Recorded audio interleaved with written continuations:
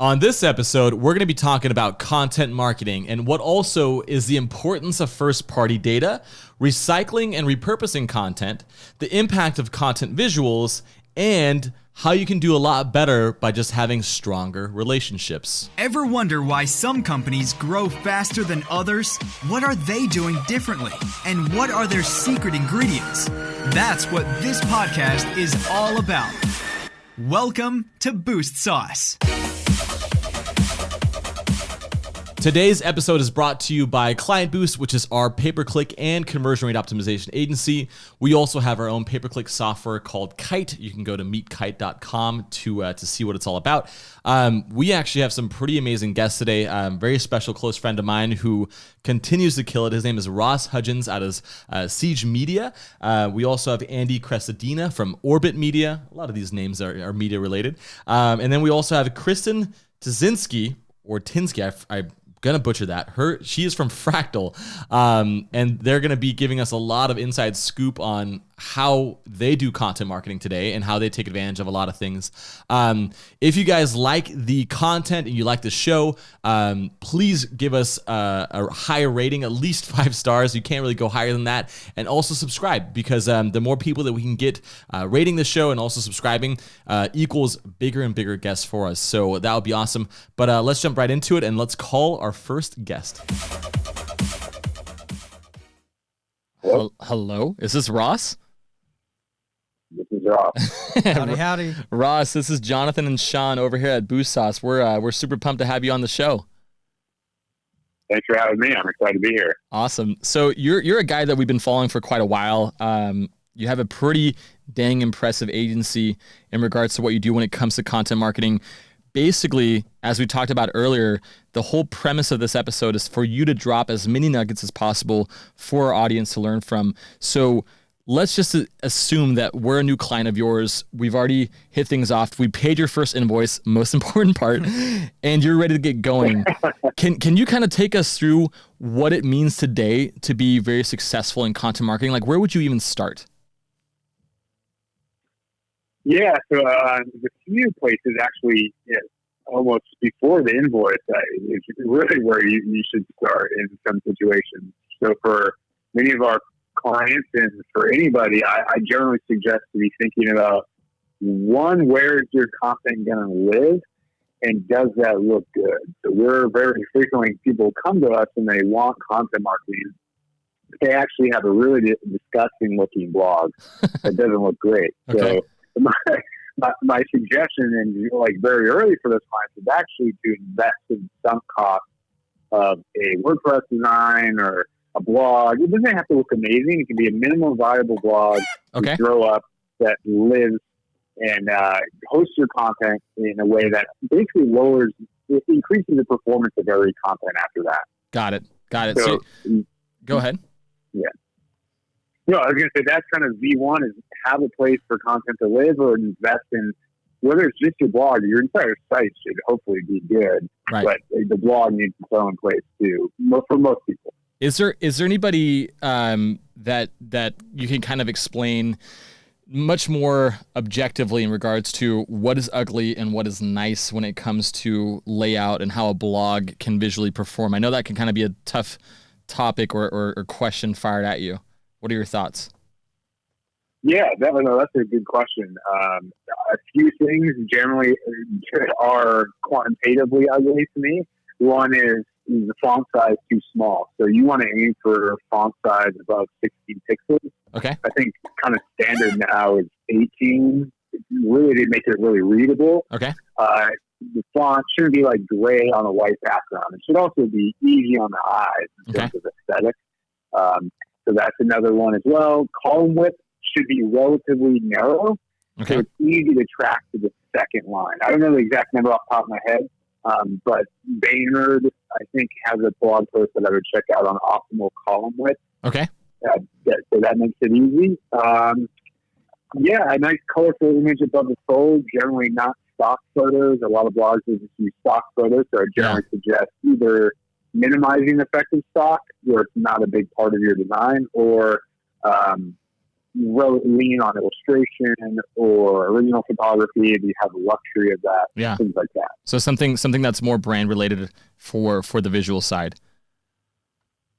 Yeah, and I think that's what you guys do well. You have these nice illustrations for each post. And I think a good way to think about that blog design is also try and make something that looks good, but is like a template that you can reuse without spending like 40 hours per post.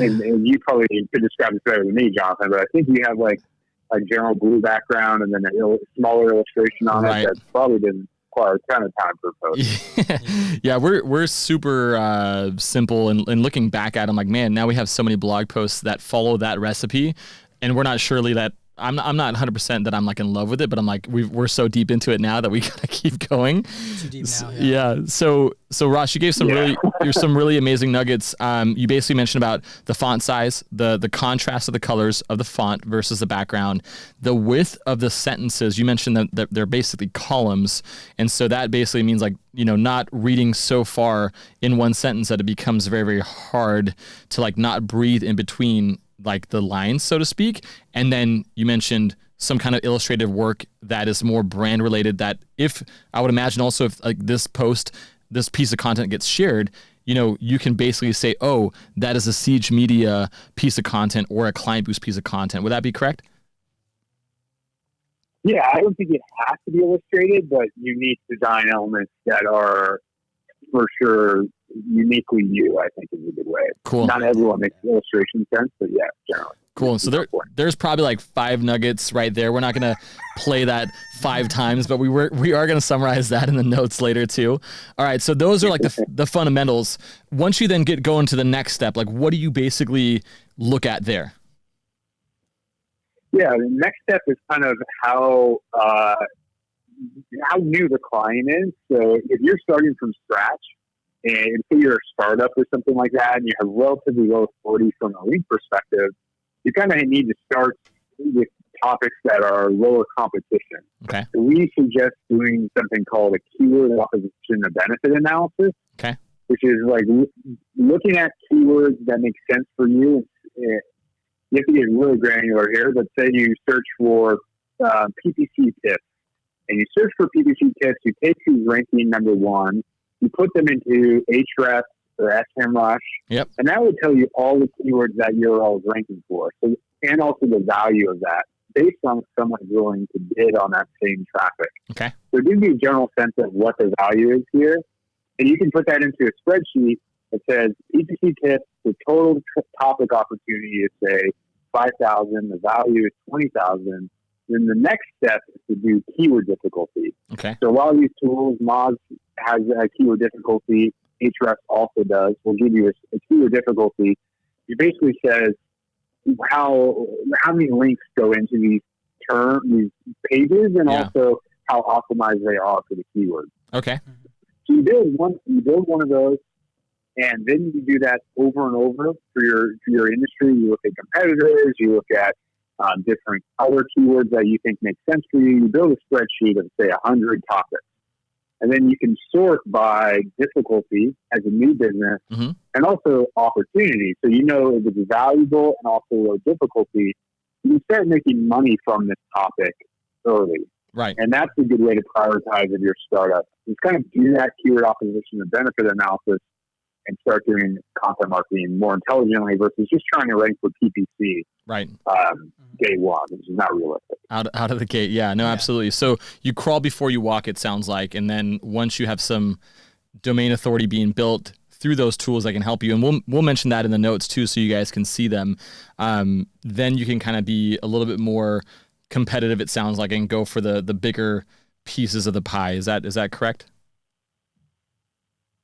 Definitely. So you want to ladder up over time, for sure. I think one element to add to that is the linkability. Is sometimes something might be somewhat competitive, but maybe the content isn't that great, or you think you can make something amazing. So we made a post on how to increase website traffic, and I just put all of my heart and soul into it.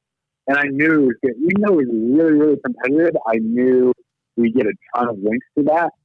And so maybe you have a comparable for yourself of your expertise whether it's PPC, CRO, what have you. Mm-hmm. And you can put your heart into that, even though it is competitive and you can stand out and generate links to it, whether through outreach, which is one of our biggest things. You should be able to do outreach to generate links. Right.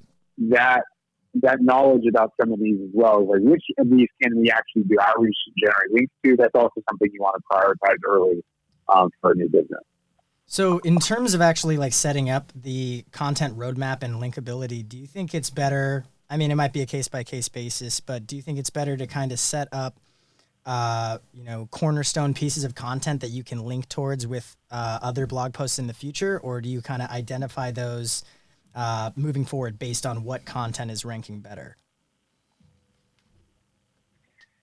Yeah, there's a few modes of thought about that, like the hub and spoke model, which I believe is popularized by HubSpot, of kind of like having a cornerstone asset that's reinforced by others. Mm-hmm. I do think thinking through your content like themes is really important. Like what is your brand positioned to be an expert on, and really lean into that.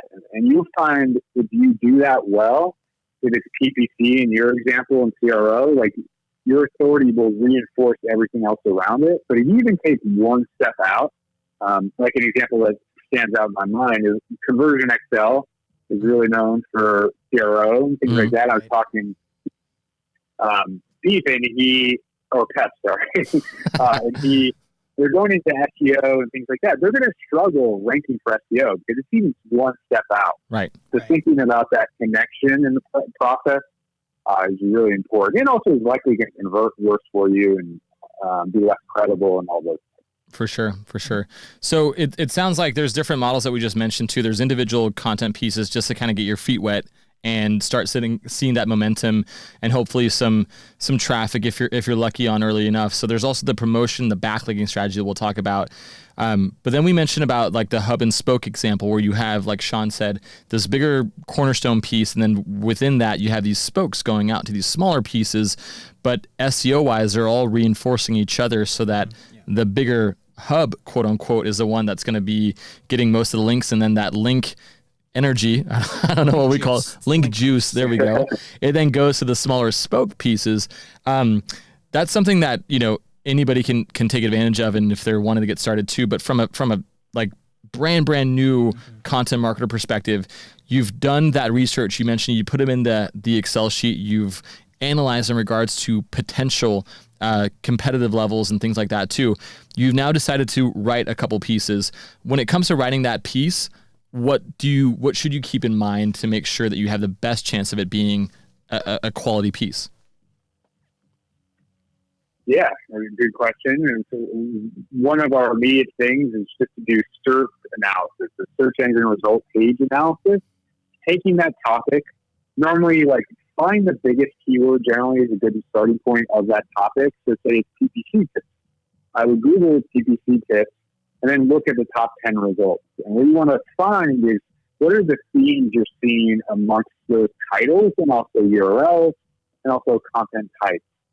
So the search result is telling you what users want. So sometimes you'll see images, sometimes you'll see a definition, sometimes you'll see paid results, sometimes you won't see paid results, sometimes you'll see lists, sometimes you'll see a lot of dates or news in there.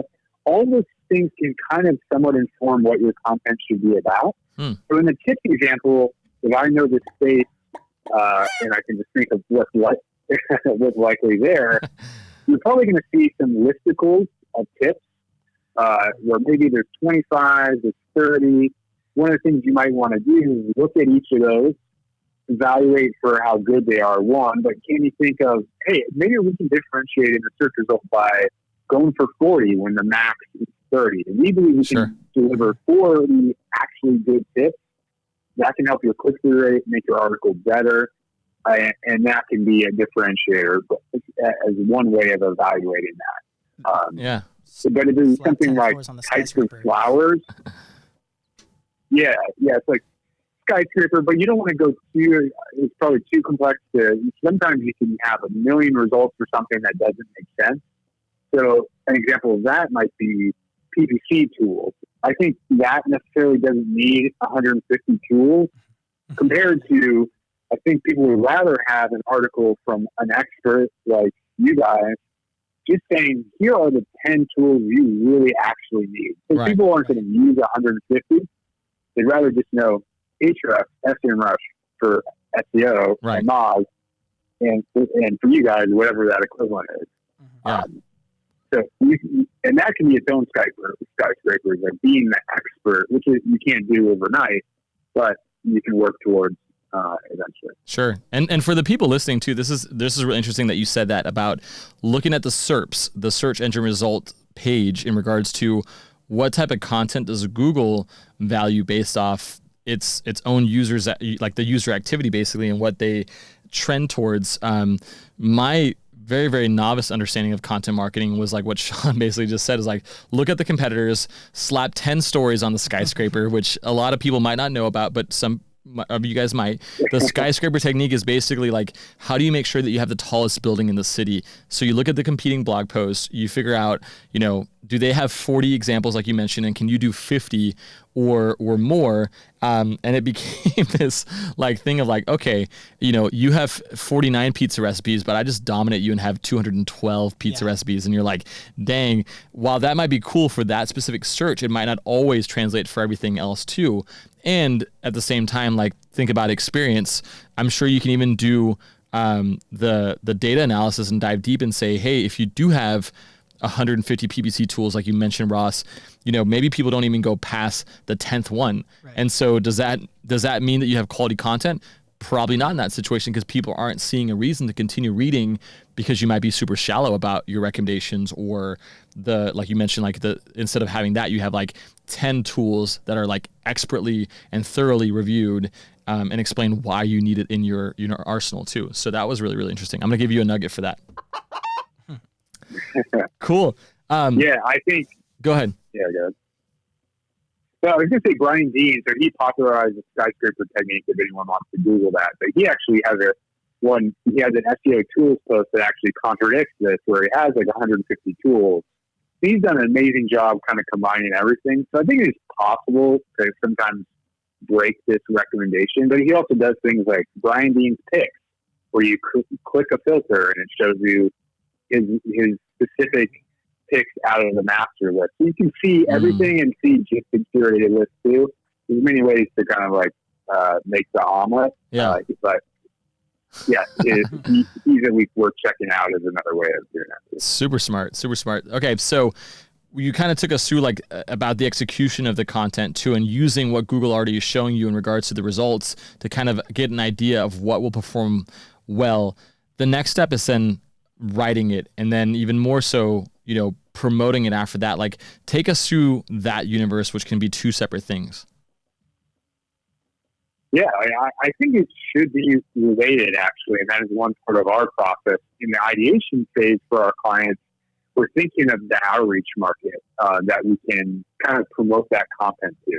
So there's a lot of different ways you can distribute content, but if you're primarily trying to generate links as a starting point, which if you're a new business, you definitely need to lean on. Right. There's unfortunately certain markets that link out online. Not all of them are gigantic. So, for example, personal finance bloggers don't link out because they all want money. So you have to, if you're in personal finance, actually find ways to connect to personal finance without it directly being about personal finance bloggers. You have to, like, an example would be personal finance for seniors. So you can reach out to senior citizens, or personal finance for kids. So it's like a beginner's guide for your young one. And you can reach out to link page markets for kids' education. Got it. Those kinds of things are things to consider in ideation phase. Okay. When promoting content. So if you ignore that, basically what could happen is that you've done all this research, you then written the piece or multiple pieces, you're then getting ready to promote it for the sake of either promotion in general, which means more eyeballs, or for the sake of getting backlinks, which is some people would call the currency of how you basically improve your content marketing game over time. You're basically saying if you don't consider that in the ideation phase, you may be hit with a hard reality once you're getting ready to then get those backlinks. Exactly. Okay. I think in general, whether it's links or whatever it is, a good proof point to always leverage is just social proof of your idea. So has someone shared something to a good amount that's somewhat similar to yours? Have they linked to it? Have they pinned it, liked it, whatever your metric of choice is? Validating that there's some kind of indication of interest there, I think, and search volume is definitely one of them, is a good indicator that you at least can get some kind of content marketing distribution, whether it's links or shares on Twitter or LinkedIn, Yeah. etc. Yeah, I mean, That's amazing. Yeah, that compounds too. I mean, like the more social proof and shares you can provide, the more Google's going to know that the content is quality, and then it's going to rank higher, and the more reads it'll generate as well. I mean, it's just a compounding system. Cool. All right. So when it comes to, let's say, getting the pieces done and you're then going for the outreach portion, even though this isn't necessarily about the outreach and the effective strategies there too, but actually considering having you back for that, if you're open to it, Ross, what do you do next in regards to like the next piece in the evolution of making clients happier with more traffic and hopefully even, conversions too? Is it outreach now at this point, or is it something where you start building out bigger pieces of content, or how does that work? Yeah, so we talked about validating the linkable market, but I would say the next step in the process is definitely making amazing content. However you go about making it better than competition, whether it is just more or just hopefully better rather than just four more on the list. Just more. Just kidding. But another part, another part that's important for linkability is to have shareable assets in whatever you're promoting. So a shareable asset could be unique small images with data on it. Maybe it's a survey or a data visualization in some way, or maybe it's an infographic. It could be photos that are original to that piece with some design elements. It could be like mini shareable collages. We always build those in. Yeah, tweetable quotes could work. We build those in because it's what you want to do from a link building perspective is lower the friction for someone to link to you. So by giving them beginning assets to build a blog post or whatever about you, you're making it easy for them to kind of throw up something that references you that still feels significant to their audience. So you give them multiple images and ideally multiple sets. So for some clients, we might make a how-to, and we'll have a video that they could embed. They will have single images of each step they could use. And we'll also do a fold-up infographic that gives them that leverage point if they prefer to use that as well. So many different options for whatever that blogger type is to share the image and then link back to you. While you're just 100% text, it's going to be a much higher friction for most markets to link back to you. Right. One question. Have you ever kind of run into the issue of, I guess you would call it like keyword cannibalization, where if you're creating different shareable elements, whether it's like a blog post, an infographic, and like an image or something like that, and they're kind of all fighting for the same keyword. Do you ever see it where those kind of take traffic away from one another, so none of them can really make it up onto page one? Or are you saying, Ross, that they're all part of the same piece of content, basically? Yeah, that's where the topic research comes in. It's really thinking about topics instead of keywords. So if you did like PPC tips in the old school SEO world, someone might put the best PPC tips or PPC tips for wide market, where really you could potentially rank for all those with one page. And that's where people sometimes don't understand that they can actually throw that up. So one way you can kind of solve for that, if you have multiple keywords you're kind of curious about, Google that other keyword and compare it to the original that you think might be competing with it. And if you see more than 50% overlap between the keywords, there's probably a good chance that one topic or one page can rank for both keywords at once. So if you only see like 20 to 10% overlap in terms of the same results, there might be a chance that you could build up a more targeted page and rank better than you would building just one page that tries to capture everything. Yeah, that's awesome. And quick question for you, Ross. You mentioned about like the infographic, the video, the visuals too. Like kind of piggybacking off what Sean was asking too. Are you recommending that they're part of like that one piece of content so that when you do if somebody sees it organically, they can share individual pieces of that? Or is that also used for the outreach potential, like the email campaign that you're doing to get those backlinks? Or is it a mix of both? Yeah, just yes to both. Yeah, it really is a mix of both. So I would say the one element of that post, that like how-to videos, let's say it's in a lifestyle space, if it was organic, most people probably won't just organically link to an infographic versus you pitch them. That's probably more for the pitch process. But the video and the images are definitely needed for Google. So if you did most how-to searches, you'll actually see YouTube results of the videos in that result. So that's kind of one of those examples in practice. We need that video to actually solve for what people want. Like in how to tie a tie, you want a video of someone doing it. One user wants a video of that. One person wants text steps. One person wants mini images. And someone might want the full infographic of that, breaking down the steps of how to do that. Yeah. Like me, because and Sean needs all 7 different I angles. need Yeah. all of the angles. He still doesn't know. Yeah. Cool. Is there anything that we haven't asked you so far in regards to things that are, wins in regards to content? I know it's not a fast thing. It's not a quick turnaround. It's pretty much a big brand investment as well too. What haven't we asked you, Ross? On the creation and research side, I think those are all important places to be thinking and structuring. I definitely think it's worth considering what your differentiators are going to be, not just create content for the sake of it. Like, how are you going to compete against the Client Boost and now have done a ton of good PPC content and you want to be a PPC player? You're hyping us up way too much. You have to do something different, I think. Right. So think about that differentiating quality, even when you're doing that search result analysis, and make sure you leverage that.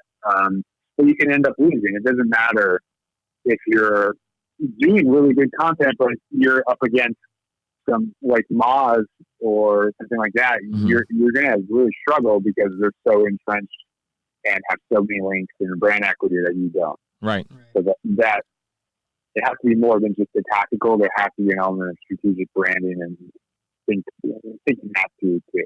Okay. For Siege Media, like for you guys yourselves, what has been performing really well for you because I know you do more, like content marketing isn't necessarily just a blog post. It can be video. It can be literally this, which I guess I should preface because you could be watching this on video or you can also be listening it to you on a podcast version or reading the transcript. Like what, as far as potential, are there certain industries that have better traction with different types of content, or is it kind of like, hey, do one well and do all of them well after that? Like what are your thoughts?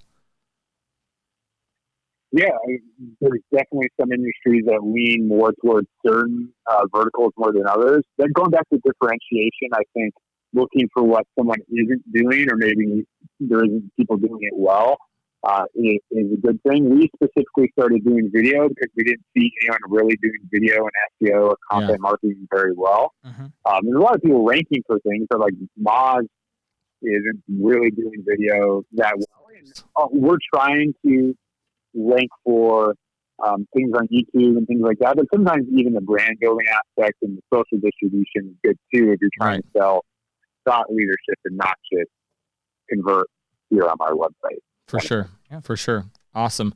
Now, is there anything in regards to like some surefire bullet points that if you were to have the best amount of success coming out of the gates and you're brand new to content marketing, I'm thinking about like, the skyscraper technique we spoke about, or even the word count, like, are there certain minimums that you would want to uphold that you can define that just give you a higher likelihood of being successful versus not? Because I think a lot of people can say, oh, subjectively, I think this piece of content is great, but I didn't run it through like an analysis or like a quality check to make sure that before I hit publish that's actually true. Right. What are your thoughts on that, Ross? Yeah, we don't necessarily have minimums. I do think of the thought, like, go for content density rather than content length, which is the idea that you don't need 2,000 words. What you really want is like every pixel, every word really thought through because not every query demands 2,000 words. We talked about definitions. Like you're searching what is PPC, you probably don't need 60,000 words on that. Like a general definition, I can do that. Probably suffice coming from the right person. Yeah. So that's good. I do think if you're trying to solve for something, I mean, you can use Yoast and things like that to solve for that. I do think an editor or someone QAing everything and giving you like rough feedback is a huge part of a good content marketing process where you're holding each other to the fire. Someone else is seeing the eyeballs on something and saying, we could add this, we could add that. Sure. Those are kind of the qualitative things that still add a layer of like sort of, not quantitative, but at least there's a touch point of we're doing good stuff here. Right. From someone who hopefully knows what they're doing. And leads to consistency too. I've seen a lot of people either like kind of basics, not posting on a consistent basis, but not even that, more so the quality. Like they might come out with some great piece and then they won't follow that up with the next couple pieces either. So when you talk about, it's not so much the length of your post or the length of your video or the length of your podcast, it's the density and making sure that you have enough of these, which is why we're doing this. No, that's super, super cool. Is there anything that we missed that you think we should cover, Ross, or how are we looking? Yeah, I think that makes sense. I kind of like follow on your final thought. Another thing I think is important for people who think about the skyscraper technique. I think building a brand is a lot about consistency with quality rather than like building a ton of 10x assets, which has been a jargon term in our industry of like build something 10x better than everything else. Mm-hmm. Really, most brands are built by 2x better, and sometimes it's even like 1.2x better if we're being realistic. Yeah. And that's why you see these big brands ranking on search results with crappy content, because they delivered a good brand experience. Like American Express has some small business blog. I forget the name of it, but you see the content is ranked a lot of places because American Express has delivered a good brand experience that is 1.2x better than probably a lot of other stuff out there.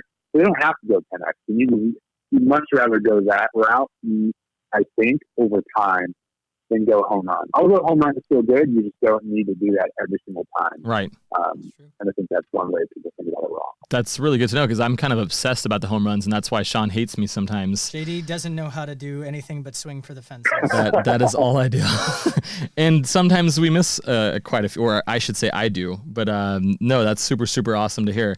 And very valuable too, because I think a lot of people think that the bar, and it should be high, but also not so high that it's unobtainable in regards to being able to consistently come out with stuff. And like you said, you know, it's a long-term process. Even building a brand is going beyond just content marketing, but it sure has a big, big influence on it.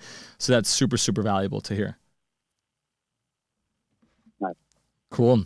Well, Ross, we're super, super appreciative to have you on here. Thank you so, so much. And we might ping you again for some follow-up questions from our people listening. But if not, man, have a great rest of your day. Yeah, thanks a lot, Ross. Yeah, thanks for having me on. All right. Appreciate it. Thank you. All right. Hello. Hello, Andy. Hello, hello. Hey, guys. Hey, thank you so much for joining us, by the way. The first time you and I ever met in person was at the Unbounce conference. I think I remember, right? And you had to dip out pretty quickly, and you're also at a conference now and making time for us. Is that right? That's right. That's a big win. Always at an event. Yeah, just one after the other. That's also one of the reasons why you're on this podcast, because you are very, very much regarded to as a thought leader. So we're super thankful and excited to pick your brain too. Mm-hmm. Yeah, me too. Thanks for having me. I'm excited to be here. Awesome. So Andy, one of the big things that I've noticed that you guys do extremely well, and also pretty extensively, is the amount of research you guys do across other content marketers, across some metrics and things like that too. Before we even get into that and the value of that itself, when you look at your own metrics from a content marketing perspective or your clients, like what are the key things to keep in mind, you know, for the people listening, and how do they know that they're making progress? What would you say? Awesome question. I would warn people that if the metric is easy to see, it's probably not very useful. Okay. The more visible a metric, the less important it is. So, for example, the size of your, pick your social network. the size of your following. Followings don't really correlate to revenue or profit or business growth. No, the shares don't necessarily correlate with traffic. Okay. So, the public metrics that everyone can see are the least important for a business. Thank you. That's a nugget right there. Yep. Sure. The website traffic, conversion rates, these are much more important metrics, Okay. but they're still pretty easy to find. You can just log into analytics and see them.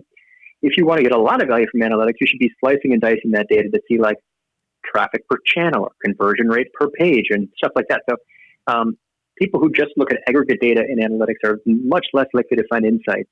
It's really when you're adding segments and secondary dimensions and filters, and drilling down, that analytics becomes more useful. Mm-hmm. And then, of course, the most important metrics in business are the least visible, like net margins and profit and net promoter scores and how, do you, these are things that are very hard to find, but the most important metrics in business by far. Okay. I like that. So you kind of took it even beyond that. Is there anything from a company that might be looking at things in aggregate that, if they were to slice and dice, or if you basically were to audit somebody's analytics account, where would you start and kind of see if there's any causation between what they're publishing and what they're trying to achieve? So step one, make sure you've got goals set up. Ideally, you've got thank you pages for conversion, so you can easily set up that was a big one. Destination goals, people. Yeah. Next, filters and excluding traffic from known bots and spiders, and there's basic ways to make your traffic data more accurate. Okay. Now you can look at conversion rate per traffic source, like channels, default channel groupings. Now you can look at things, my favorite, tricky to calculate, but you can see in reverse goal path report the number of people who were looking at a piece of content and then converted. Okay. If you take that number and divide by the page views for that piece of, it's a calculated metric, you can see the conversion rate from visitor into subscriber for each of you. That is an amazing piece of knowledge, because once you know which of your articles are the most compelling, the best for list growth, the articles that are inspiring your audience to subscribe to your newsletter, the minute you know that is the minute you know exactly what to push hard in social, what to keep in rotation, what to put on your page, what to link to from your high traffic articles. So I love to take a minute to calculate the conversion rate from visitor to subscriber per content asset. Sure. And then I know what my best mousetraps are. I know where to put the cheese. Got it. That's super cool. One, yeah. And we'll follow up. There's a little bit of falling out here and there, but we can adjust that and get the notes from you later too. So Andy, once you go through that, you basically know where to look to see if you're on track and also be able to do more of what's working for you when it comes to your business goals and the metrics you care about. One thing I reached out to you for before we actually got on this episode was the amount of research that you guys do and the own first party data that you guys are holding on to, which is extremely impressive. From a pillar perspective, or also being like that source of truth for that data, how much has that impacted Orbit Media, where you're from, or if you're also doing it for some of your clients too? Can you shed some light on the importance of that? Yeah, original research is the most powerful format for content in the known universe, for sure. Dang. Subtle statement. Very subtle. Very big nugget No right doubt. there. Dang. Try it. Anyone who's ever done it. Yeah. The Content Marketing Institute's entire strategy was based on this.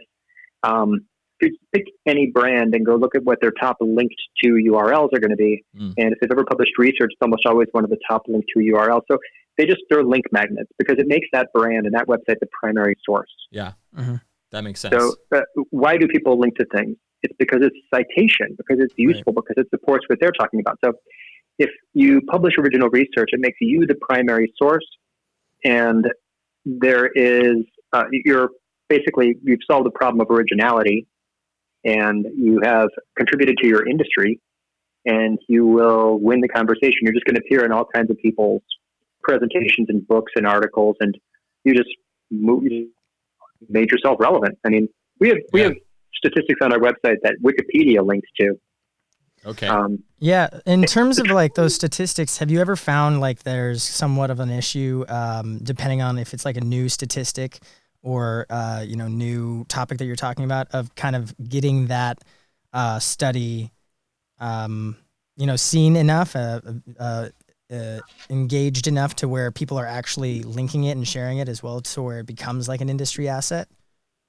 Yeah, that's the game, right? Because it's not, the best content doesn't win. The best promoted content wins. There's another one. Yeah. Your job is to get that out there. So here's some tricks. One, people who cover that topic, include them in the research as contributor quotes. Okay. Automatically visible to influencers. Number two, if you can, optimize it to rank for a phrase that includes the word statistics.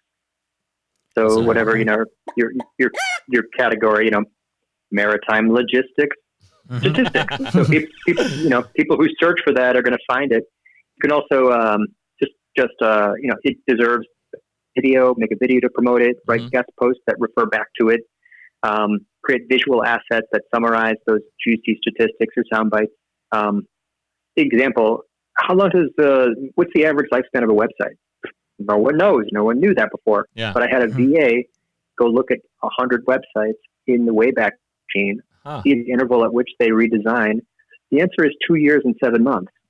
Okay.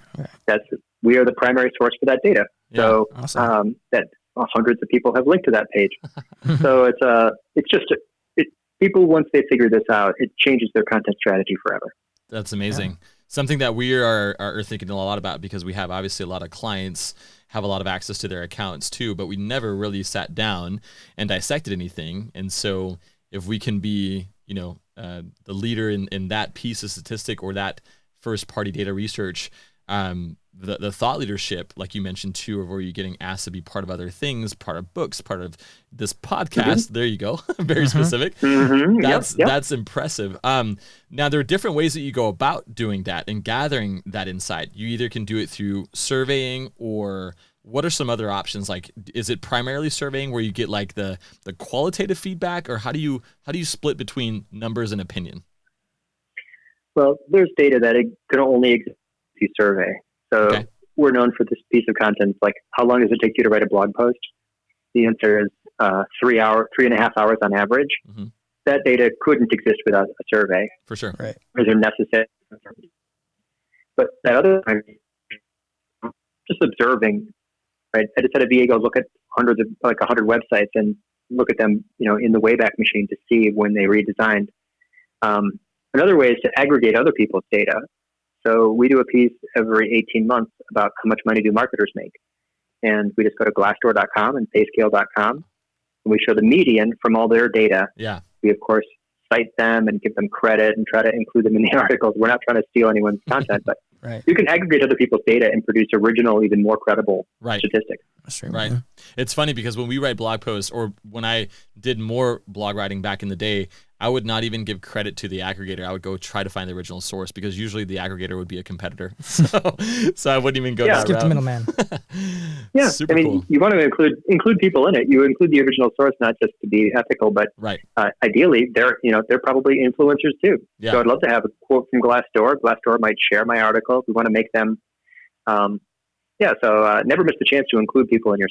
Because that also kind of falls into the promotion aspect, right? So if you get a quote from Glassdoor, they're more likely to also be part of that once the piece is live. Is that correct? Bingo. An ally in creation is an ally in promotion.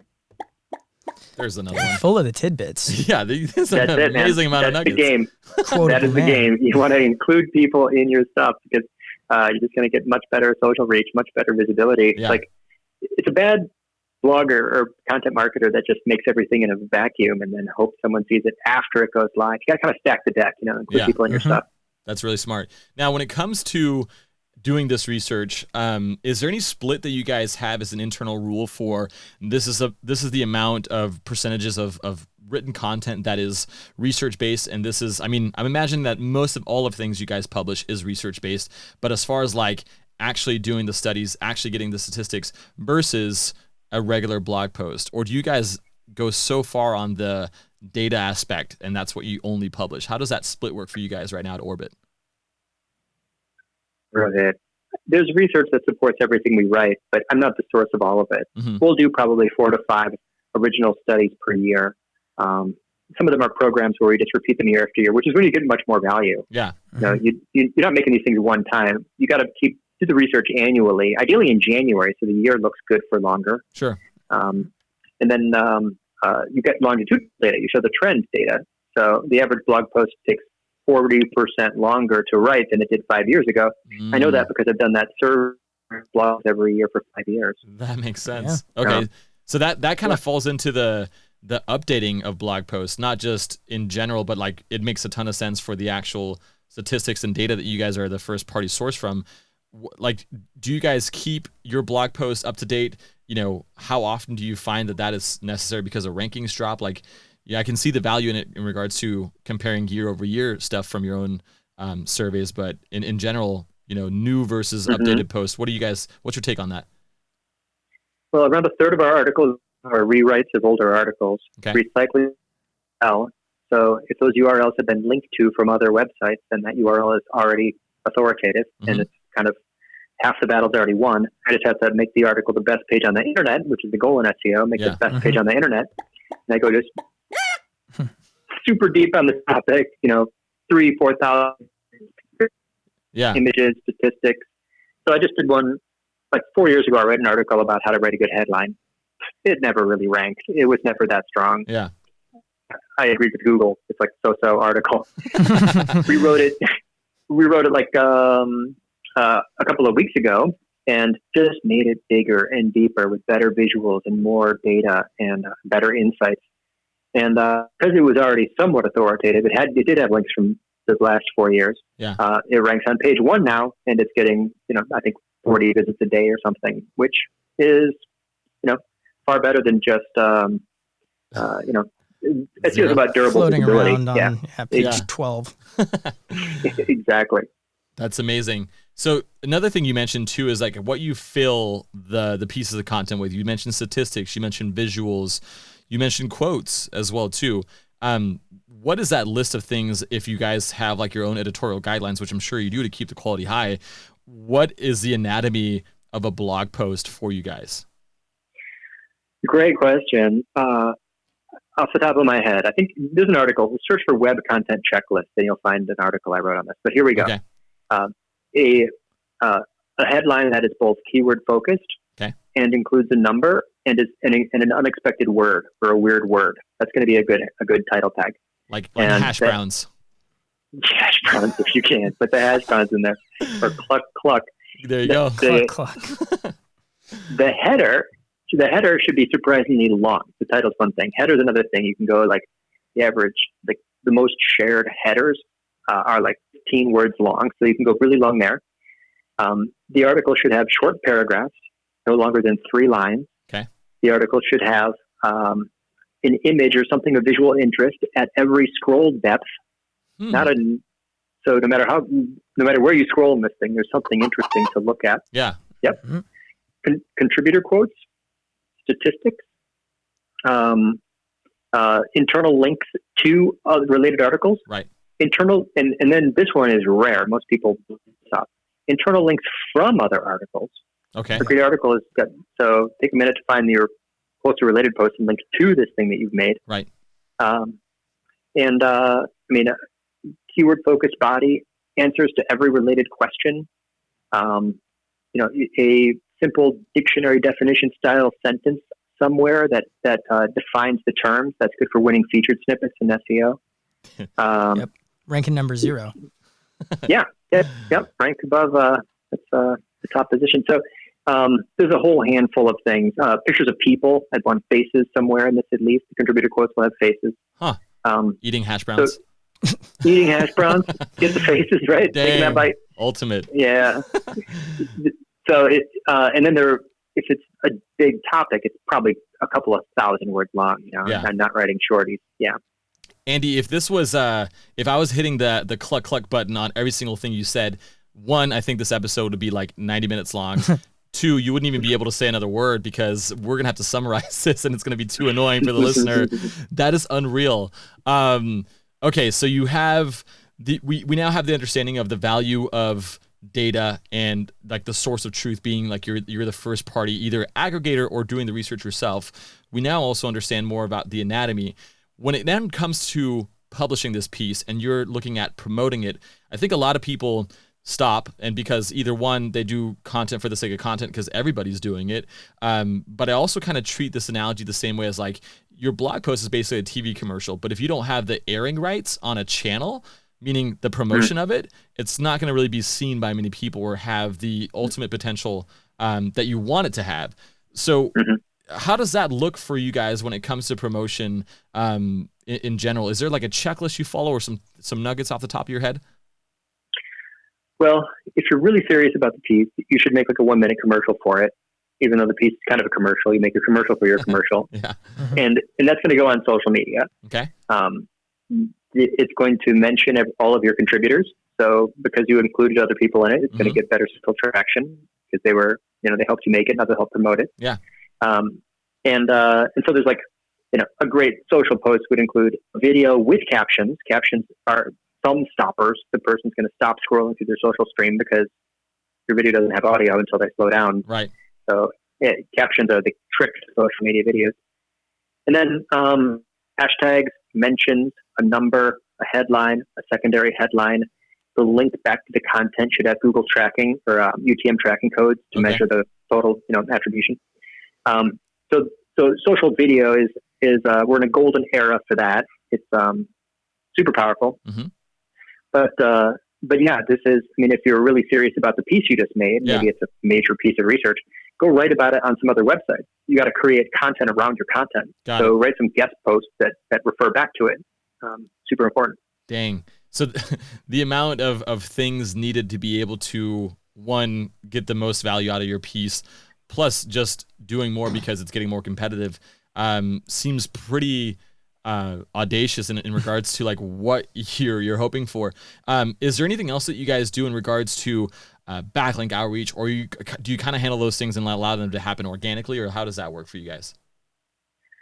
Well, if one trick for me, this may not be helpful to everyone, but if you can build up your network of content creators so that you've invited them to be part of your content and they're inviting you to be part of your content.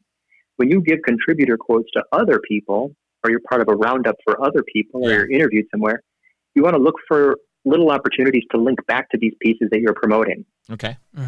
Now, that's easier.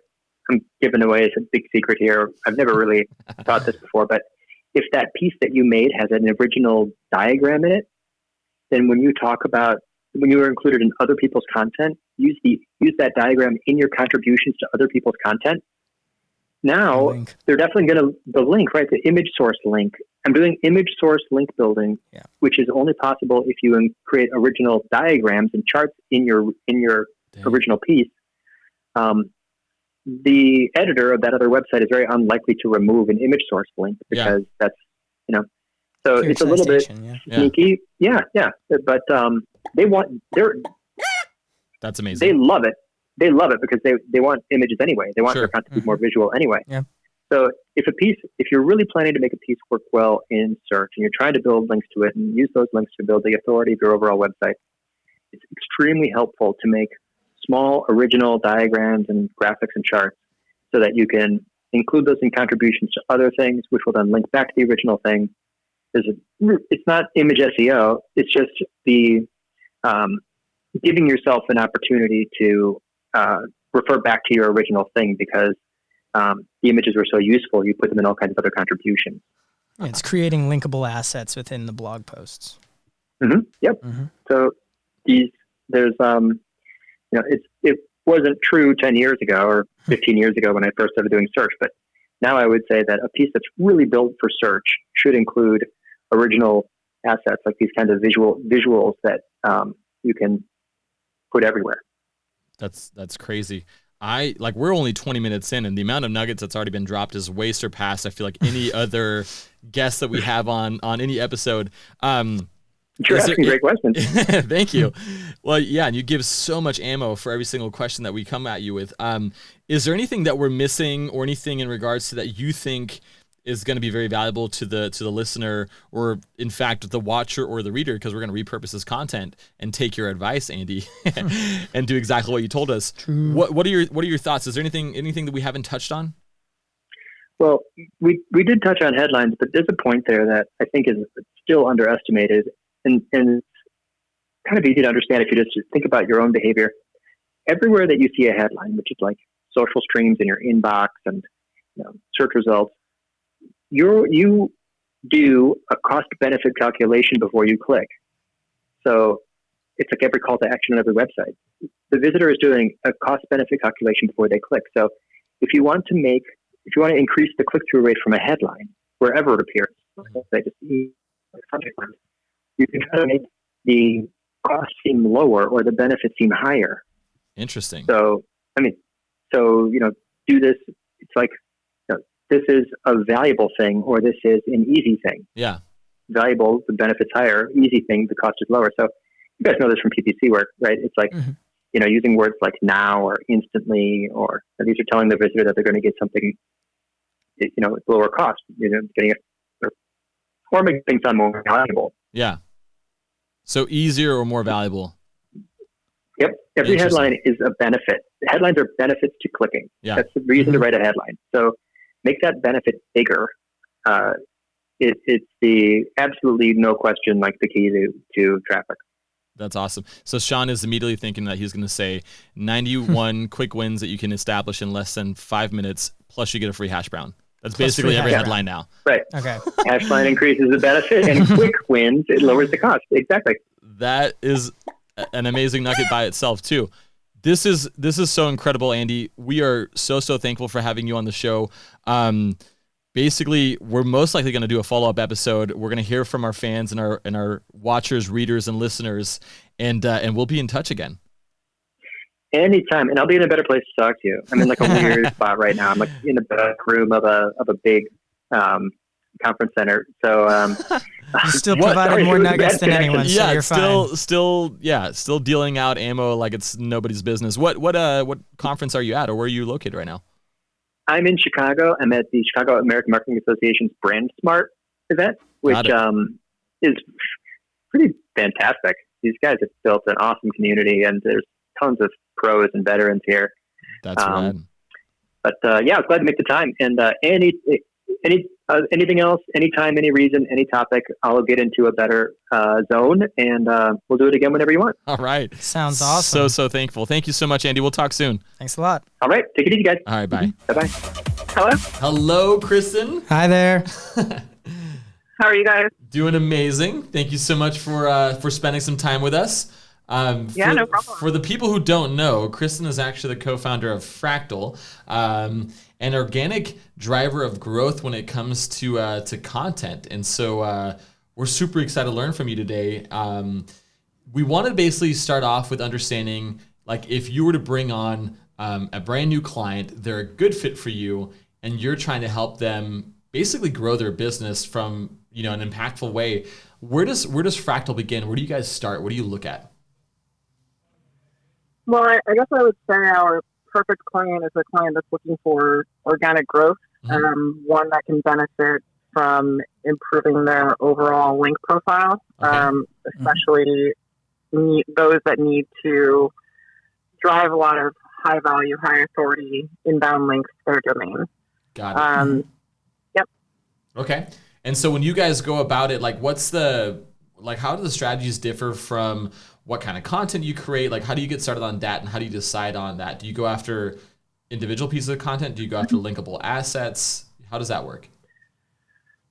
So for most of our clients, I guess I should mention we're kind of a full service content marketing SEO agency, because some of our clients come to us with other motivations besides link building and PR outreach for link building. Some are more interested in on-site content or resource style link building. But I would say that Fractal's really core talent, what I'd say we're better than the rest at, is developing data-driven, newsworthy, emotionally compelling content that can get placements on major media sites and then enjoy the syndication that happens when you land a top-tier placement. Yeah.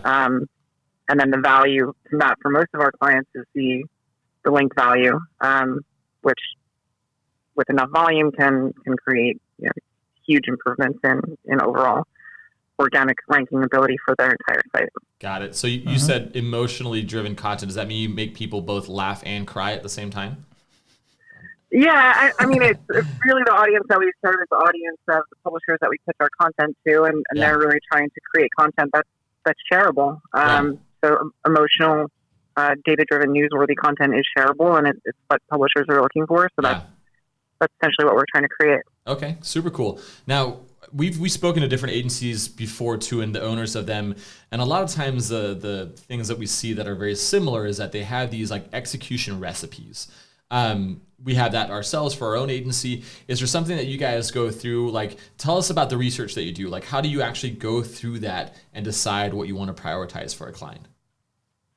Yeah, so it really begins with our internal ideation process, which is informed by a conversation with our client. So we'll start by oftentimes doing like a deep dive, SEO dive, to sort of understand what sorts of pieces of content would work really well for them, what keywords or topic areas make sense for their particular brand or their particular industry. And then we use that to build what we call internally a client brief, which is really just a set of opportunities and restrictions for the types of ideas that we can come up with. Yeah.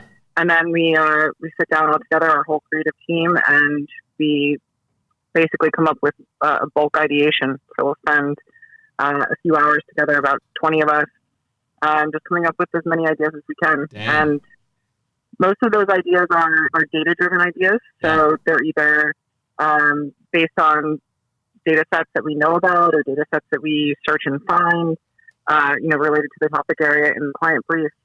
Or they're ideas where we're finding and compiling our own data sets. So we do a lot of surveys, we do a lot of data scraping, we do a lot of social media scraping, and basically we use what we find during that research phase, that ideation phase, to come up with ideas that we think would be compelling and fit that profile of being new and newsworthy, finding kind of hidden information that no one's really explored before, and presenting something that's also emotionally compelling. So when you guys do that and you go through the research phase, which sounds pretty intense, like 20 people, that's a massive amount. Is it like a lot of first party data based off the client's, data that you can then get from the surveys? Like, what do you guys see of the type of content that you then breathe life into that performs the best for your clients? It really does depend on the client. I would say when we're able to use clients' internal data that hasn't been explored, or exposed externally, that can make for some of the easiest types of content to get placed, because it's kind of hidden information that sometimes is really, really fascinating. I like that. But it really just depends. For some clients, surveys make a lot of sense because their industry is just something that's very general interest, and you could ask a lot of fascinating questions that are directly tied to their product or service, or something that's slightly tangential to it. And then oftentimes also there are like applicable existing government data sets, and every year there's more and more data coming out. And it's almost like the sky's the limit because there's so much out there. It's just really how deep can you dig to find something new and unexplored, right? Or how can you come up with an idea where you can get data that no one else has gotten before through data scraping. Right. Cool. How do you guys go about like doing data scraping if it isn't surveys and if it isn't the client's own data? Like, are there certain tools that you guys are using? Like, how do you go about that?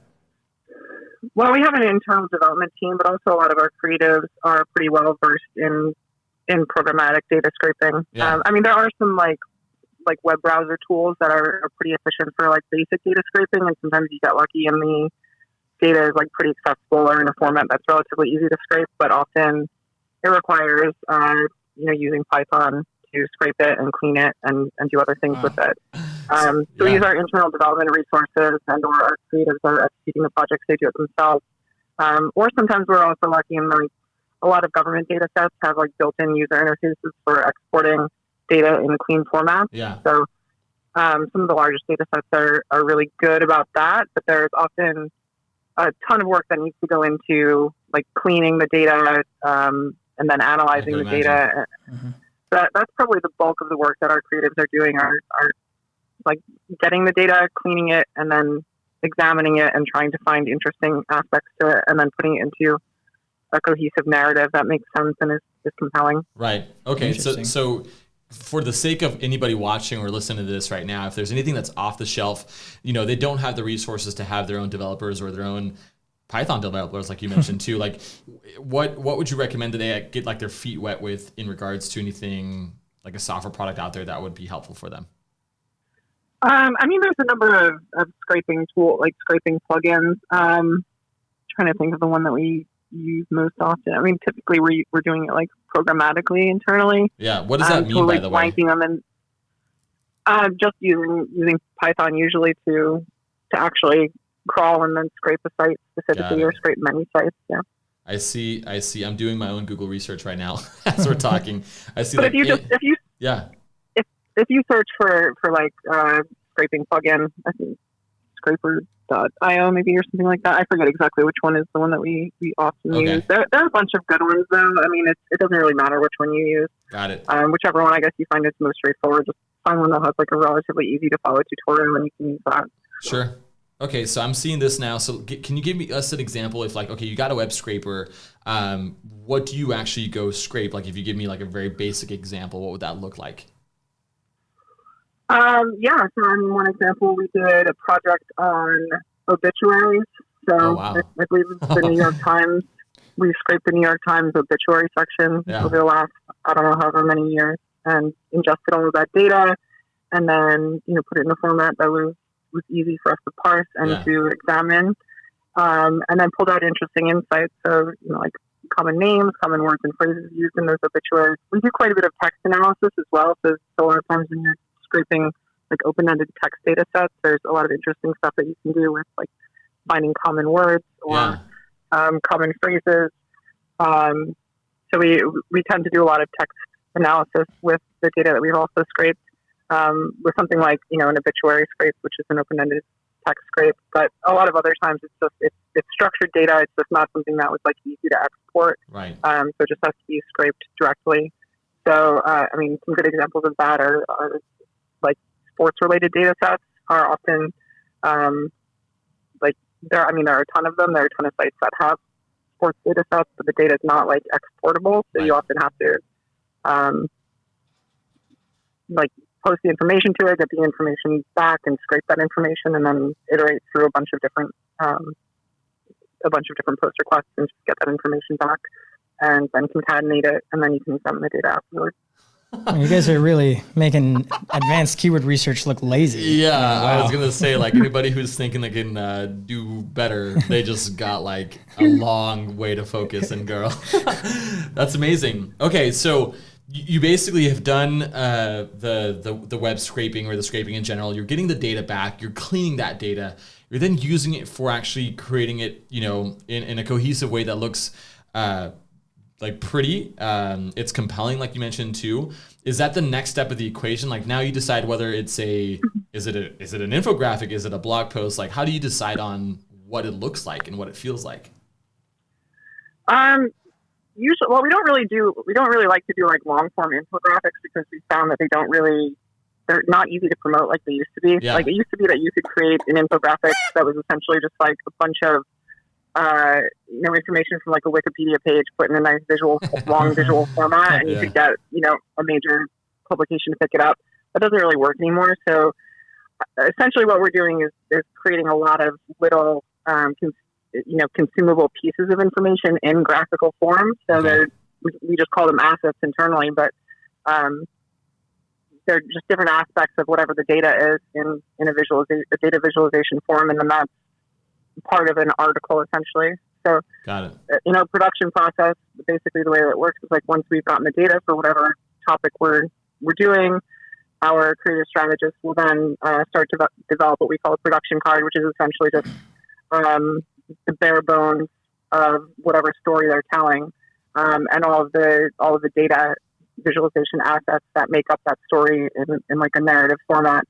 And then after we've iterated on that, then the second step is to write copy around it.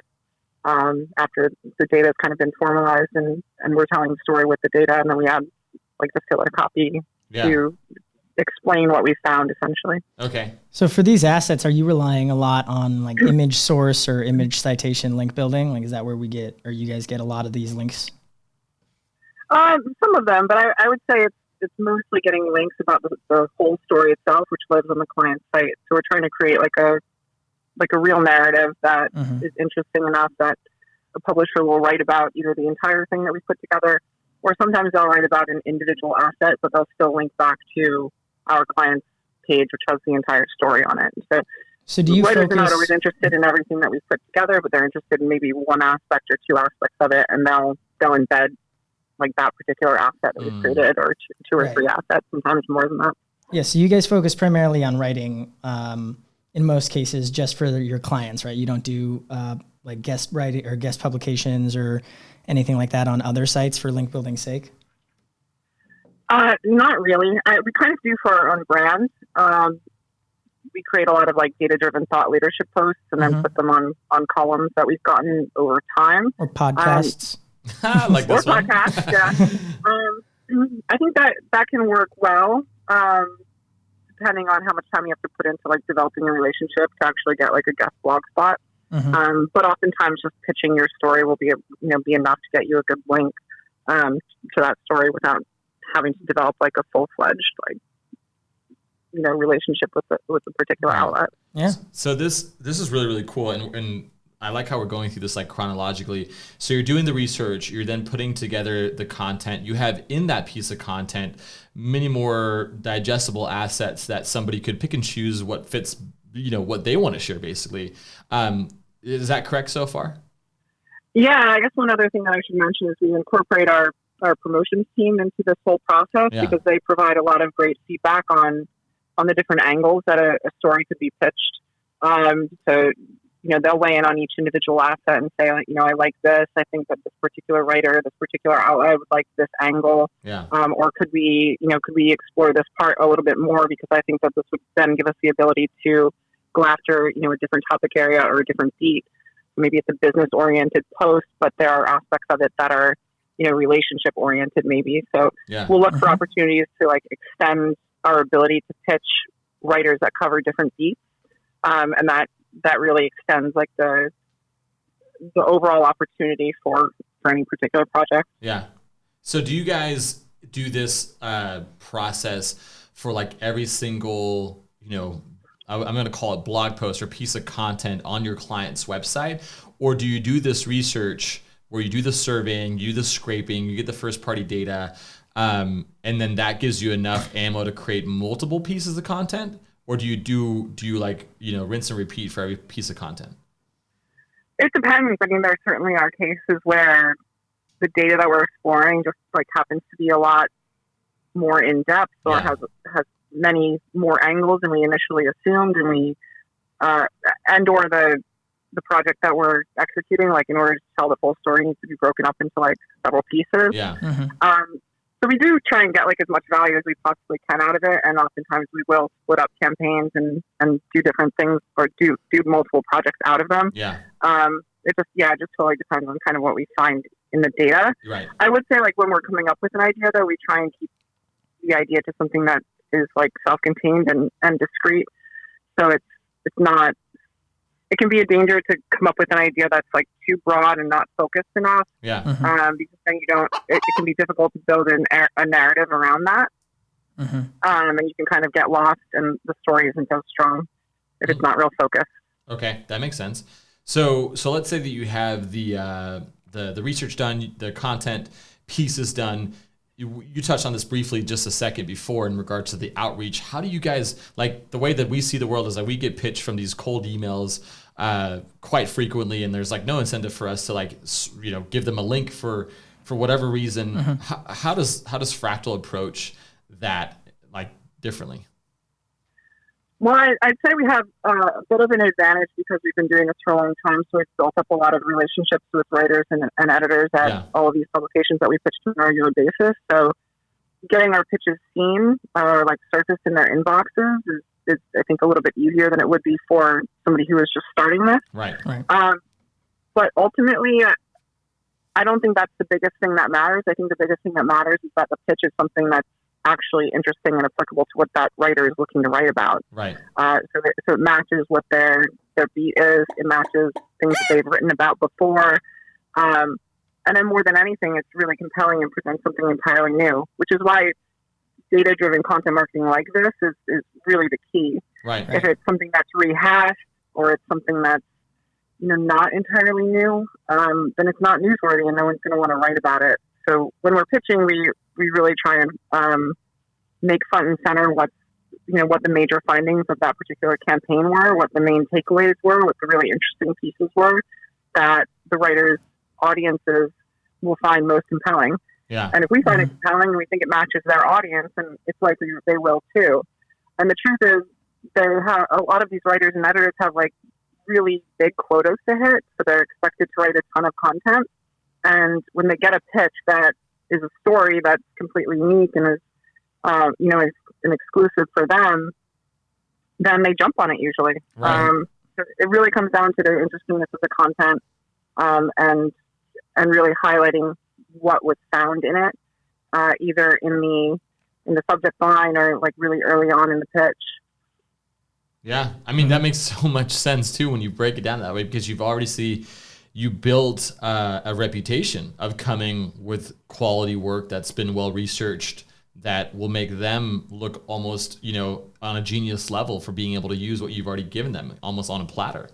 So that seems like exactly. It seems like a lot of work, but if it's long term and you're continuously doing this day in and day out, then it seems like a complete unfair advantage to everybody else who's trying to build their backlinks right now. Yeah, I mean, it's worth doing if you can get the placements at the major publications, because you see other writers from other publications and smaller and medium-sized blogs, they look to those major publications for story ideas.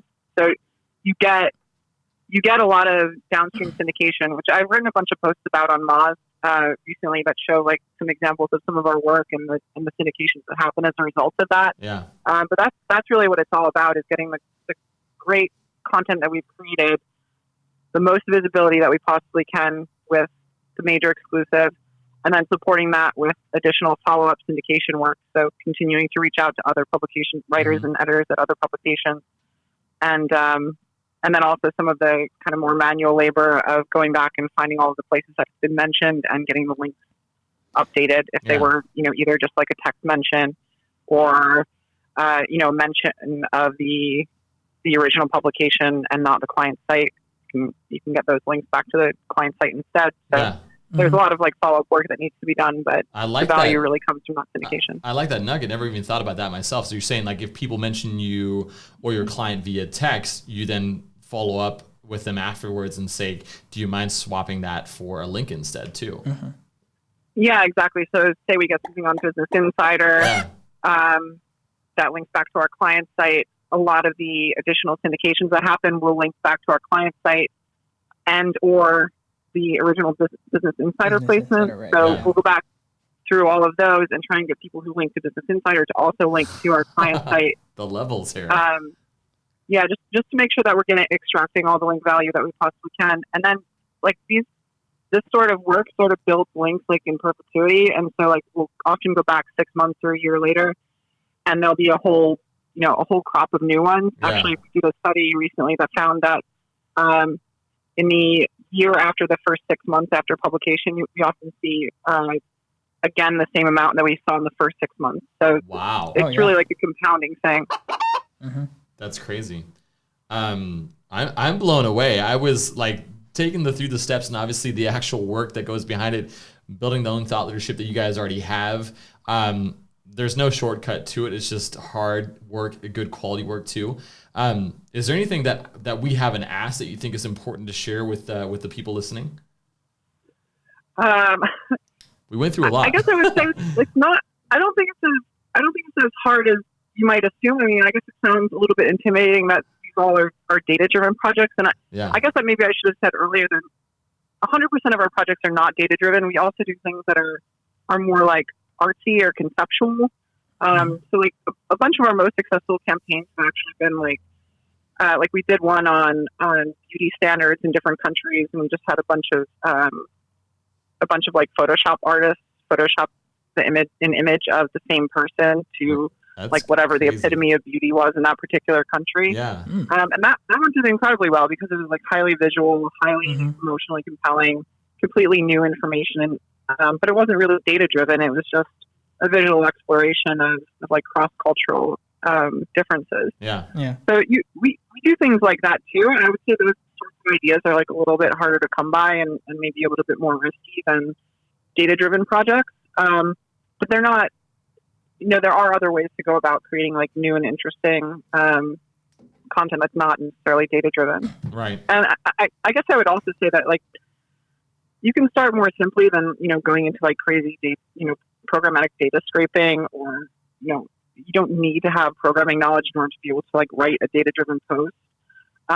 There are like I said earlier, there are lots of data sets that are like very accessible where you can just like export the CSV and then explore that CSV and find takeaways in it. And there are a ton of really great products for examining data. So internally we use Tableau a ton. I'd say all of our creatives learn Tableau and use it on 95% of projects because it's just so great at helping you to explore many different aspects of a data set very, very quickly. And it's really pretty fast to learn too. I think you probably learn it in like less than a week. Okay. Less than a day, honestly, to be able to do, 60, 70% of what you typically would need to do to explore a data set. And it just makes the whole process a lot faster for us. So I would definitely recommend Tableau as a way to take a CSV and then explore all the different aspects of it. Love that. Also, when you're like in that early ideation phase of a new client and you're trying to figure out, what type of content you're going to be creating, do you ever kind of, if the data-driven content if you can't really find that data set or the specific numbers you're looking for and unique content, do you ever fall back on keyword research to kind of prioritize the content? Or do you, when you have a list of 200 posts from your 20 people brainstorming about data stuff, do you use keyword research to prioritize which post is going to be written first? Or did you guys kind of throw keyword research out the window? I guess I would say we, more so than keyword research, we try and get our clients to agree to do things that are topically related to their business, but not super, super niche. Okay. So the broader they let us go while still having it make sense that our client created that content, the more opportunities there are for pitching that content to major publishers. Yeah. So we do a lot of research to find out like what has been written about in the news around the topic areas that we identify for our clients. The topic areas are often use keyword research to identify those topic areas and to kind of flesh out the subtopic areas that we could look at. Mm-hmm. And then we use BuzzSumo a lot to like sort and investigate the stories that have been most popular around any specific topic or subtopic area. And then we'll kind of use that as a basis for coming up with ideas and search for data sets that are related to those ideas. Okay. Awesome. Yeah. Okay. Wow. Like every time I feel like we have a guest on the show for anything that we do, there's like a different way of doing it that we're looking at ourselves, be like, there's a lot to take advantage of here. So this is super, super cool. I know that what we'll basically do is we'll prioritize the nuggets together when we actually basically turn this into written content too. And so I feel like we just did our own first party data research, scraping ourselves in a sense of ourselves. It's getting too meta. So no, we're super, super thankful that you're spending the time with us. Very excited to see the reaction to people listening to this too. Kristen, thank you so much. Yeah, thanks so much. Yeah, actually, let me mention one more thing. Oh, sorry, go for it.